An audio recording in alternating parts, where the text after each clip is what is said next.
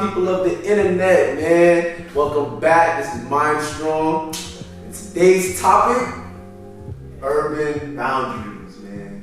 Urban boundaries. What are our boundaries? What do you say to yourself? I'm not going to do it. I know damn well I'm not going that far.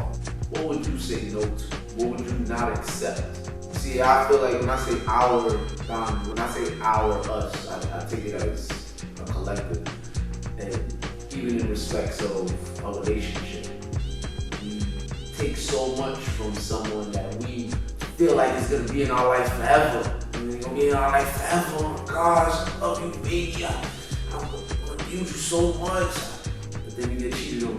Then he hit you, or she cheated on you, or she lying to you, and you continuously stay against your own 2 cents in your own mind of like, nah, I can't keep seeing the better in people going against my own right. I can't keep having to feel like, oh yeah, I want to see the best in this person before I say I'm never gonna be with them again. Like, what are your boundaries? Even in our relationship, as I was saying, we have no boundaries. We have no boundaries. I feel, me personally, I feel there's no real accordance to what you will and will not do. And everybody's different. Everybody has their own, like I said, 2 cents into what they should or should not be doing. What are your boundaries? You understand? I continuously say boundaries because I feel like everybody is for everything nowadays. Regardless of what it entails, you'll do it as long as you feel accepted doing it. You understand? That's what it seems like, to me at least. You understand? In our community, we don't have boundaries. We don't have boundaries to say, yeah, I'm not messing with you if you do that. Forget about a relationship. I'm not messing with you if you a cold-blooded killer. Show me one killer that's said their story that is conscious of their decisions and has now consciously made the decision to tell you to go and do that same dumb shit. So when I say boundaries, hood boundaries, urban boundaries, what is that? What does that entail? What boundaries do you have to say, yo, what do you have to say as a boundary to say, I'm not messing with that person, I'm not doing that, I'm not accepting that? What are yours? What is respecting the shooter? What is respecting the shooter? I've grown up having this understanding of you don't respect the person that's been shot. Let alone respect. You respect the person that's doing the shooting. You understand? We have a sense to love the bad guy and dislike the hero. You understand? Regardless of, every situation is different. You're right. Every situation is not the same. Nothing can be parallel to another situation, but at the same time, how does it say about you or about a certain culture of people if all of the people in that culture respect somebody that doesn't have even a sense of empathy? Regardless of what you did the shooting for, everybody, like I said, everybody kills, fights, curses, argues for a different reason. Granted.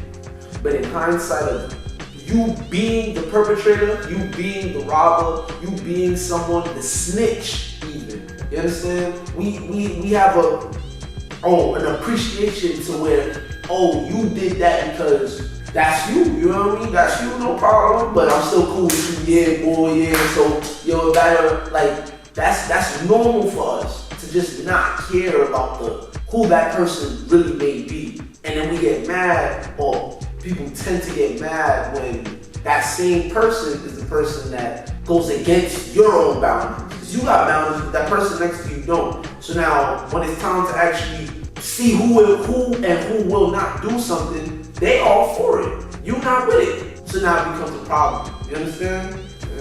Respecting the shooter for me, personally, it enables the perpetrator to continue to perpetrate. It allows the next man to say, I'm justified. I'm justified in being a fucked up person. I'm justified in being a killer. I'm justified in being somebody that's disrespectful, a woman beater, a rapist, an abuser, whatever. I'm justified because my culture respects it. You understand? Regardless of if it's the African American community, Caucasian community, Asian community, whatever. I feel like every culture has a level of respecting the shooter.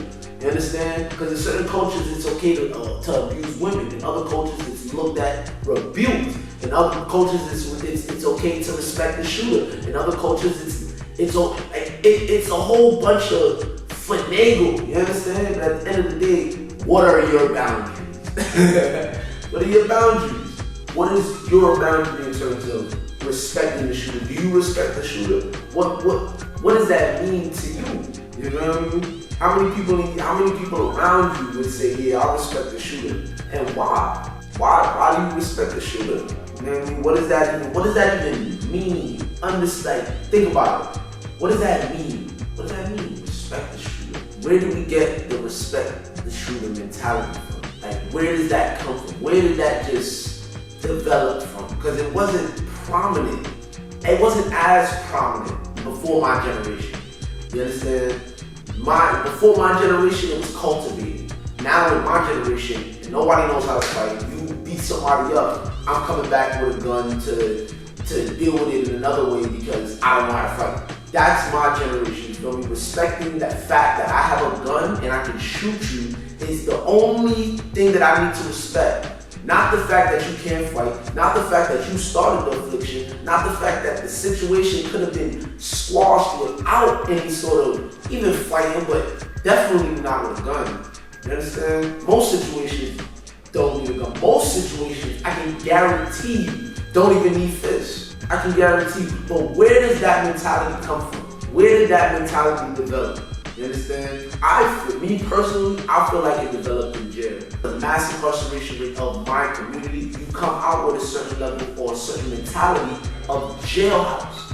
You understand? The jail is not changing their mindset to become better. Most of the time they don't come out with a new mindset. It's not cultivated to respect the one that lost the fight. You understand? And how do you lose the fight? By not being the one that got shot, apparently, nowadays.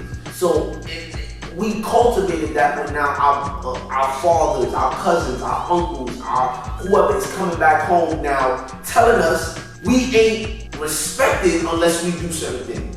We don't get adhered to unless we do this. You understand? And a lot of it, I believe, is popular culture backed. Our fathers, our grandfathers, our uncles, our cousins all listened or had influence from somebody that was not or did not have their best interests at heart. Meaning the people that they were looking up to didn't even have an understanding of respecting or having a level of boundaries. For me, boundaries are even in what you will and will not do for money. You understand? What you will or will not do for food. What you will or will not do in terms of your ego, your pride, all of that. What are your boundaries? Before our generation, I feel like we did not enforce boundaries. It wasn't enforced, and it was a popular thing to not have any boundaries. Because if we don't have boundaries, we're open to anything. We can get anything, right? I don't really see the correlation in being a better person with no boundaries. Because if you have no boundaries, you really have no discipline. I feel you can't have your cake and eat it too. You know what I mean? So in hindsight, where was this mentality developed from? And I want us as a people, as whoever's watching my show right now, to actually think about it. Where was a negative connotation on respecting the victim? Where did that negative connotation come from? I.e., Kendrick Lamar had said something about the Ferguson shooting of Michael Brown. When he had got gunned down by the officer, and it was a lot of riots and looting and stuff like that. People started going against Kendrick Lamar because he was rebuking the black community's understanding of why people look at us in a certain light. It was taken as if Kendrick Lamar was backing the shooting of or killing of us because we don't act right. When in hindsight, somebody can tell you, yo, you're not acting right. And if you don't act right, if your whole culture is cultivated on respecting the shooter, not having no real boundaries, what do you think everybody else is gonna have? let alone a police officer, has the right to have a gun on his side. And what do you think their mentality is of us after we already put on a show for them? Right? We put on a show for them every day. Nonsense. Most of the things that we represent to them, they take it from us and mock us with it. And then we get killed for it, and then we want to blame them. Oh yeah, da da da. I don't know what Mike Brown was doing. I don't know what the real story of it, because none of us was there. You feel me? It was only Mike Brown, his friend, and the officer. You understand? So at the end of the day, none of us knows what happened. But I can tell you how many different situations in which we put ourselves in a position to be looked at as the fools or the people with no real moral, no boundaries. You know, you see that word again? No boundaries, no real discipline to say, yo, I'm not doing that shit. You know what I mean? So why would they say, no, I'm not doing that? I fear for my life. They can say whatever the hell they want because they're justified. It's a justifiable action. Once I already have I have a whole Rolodex of things that I can go through to say, oh yeah, you did this. And I'm not saying it's not. And the thing about it is, I feel like when people talk about why others treat us this way, it's now looked at like we're supporting the oppressor's motives or mindset, but it's not, I feel. It's, for me, I have to be able to understand where we're going wrong before we can ever get right. You understand? If you're not acting right, you're not gonna get treated right. You understand? If I come up to you belligerently, you may act belligerently. If I have an understanding of you always acting belligerently, I'm not coming at you soft and kind and impartial, unbiased. I'm coming at you with the same energy you may come at me with. Am I wrong? Am I wrong? Like, I'm asking, nah, for real, like, write down in the comments, am I wrong for coming at you with the same energy you then came at me with, or that you have came at me with multiple times? Am I wrong to react accordingly? What do you guys think? Is disrespect becoming more acceptable, or is coping becoming more taboo? In hindsight, it could be both. You know what I mean? We accept more aggression nowadays because it's on the front screen. We can read it, we can watch it, we can watch as many fights as we want, street fights as we want nowadays because it's all over the place. And it could be a level of coping is becoming a taboo because we have so many outlets. I got 2 devices sitting in front of me right now. I have 2 devices sitting in front of me right now. I can't tell you how many devices are in this room right now. You know what I mean? So let alone all of the distractions to not be able to have or not to have to cope with a situation in the moment. But I feel like it is somewhat both. But for me personally, I feel like there's a lot more distractions and enablers to be disrespectful or to not even have to deal with your problem. You understand? Like if I don't have to deal with it and I can blame whatever is going on social media or on the person that I'm in a relationship with, or my horoscope, using that as an excuse or an accelerator for an idea or something that may be negative about that person. You understand? Like, oh, you're a Gemini, so I know you're gonna act. What? I know you're a Gemini, so I know you're gonna be bipolar. You're a Scorpio, you gotta be aggressive. You're a Pisces, you gotta be soft. I know it, you have, like, come on. Man, come on. We use all of these things, all of these, I feel, as replacements for us saying to ourselves, nah, I need some fucking help. I need some help. I need help. I need to be able to understand, to not say suck my in front of somebody because they got me tight. Yeah, and I ain't gonna lie, that's a big trend nowadays, you know what I mean? Suck my to somebody without really even understanding, oh, yo, somebody, you may get punched in the face. But, see, the coping, now the accelerated aggression, it's like coping, accelerated aggression, coping, accelerated, coping, And then it's just a big calamity that's now becoming more and more festered, I believe. Like, it's not healthy. It's not healthy. It's not healthy. It's not healthy. It's not healthy.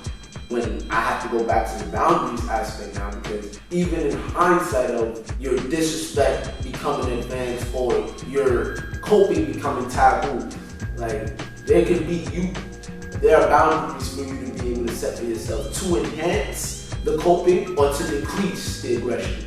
It's not rocket science, it's not gonna happen overnight, but at the same time, we have to be able to visually see us from in the mirror, ourselves from in the mirror, and see what the heck we're doing wrong, what we continuously do wrong, and what we adhere to that continuously makes us think it's justifiable to do wrong. Get a better understanding of why I keep doing the same thing.